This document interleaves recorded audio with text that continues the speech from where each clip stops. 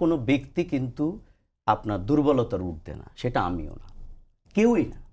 আল্লাহ তাআলা শুধুমাত্র নবী রাসূলদেরকে এর ঊর্ধ্বে দিয়েছেন, আর বাকি সবাই কিন্তু এর ভিতরে দুর্বলতায় জড়িত।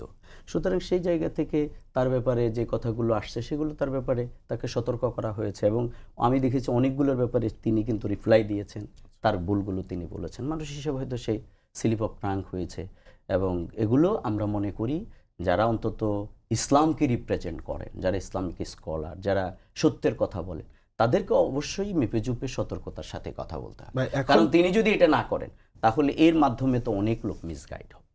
এখন আরেকটা বিষয়, আমার আজিজ ভাইয়ের মতো এরকম বোদ্দার লোক যদি সেক্রেটারি জেনারেল কোরআন পরিবর্তনের কথা বলে, জামাত আমি বের করে আপনাকে দিচ্ছি, না আপনি অবশ্যই দেবেন, কিন্তু যেহেতু আজকে ওপেন ডিসকাশন হয়ে গেছে যে কোনো ভাবে হইতে হইতে আপনি এই ব্যাপারে যথার্থ প্রমাণ যদি না দিতে পারেন তাহলে আমরা কিন্তু মানহানির ব্যবস্থা, অবশ্যই মানহানি না, আমাদের দল একের সোজা দিলে একটু দারুণ হয়েছে।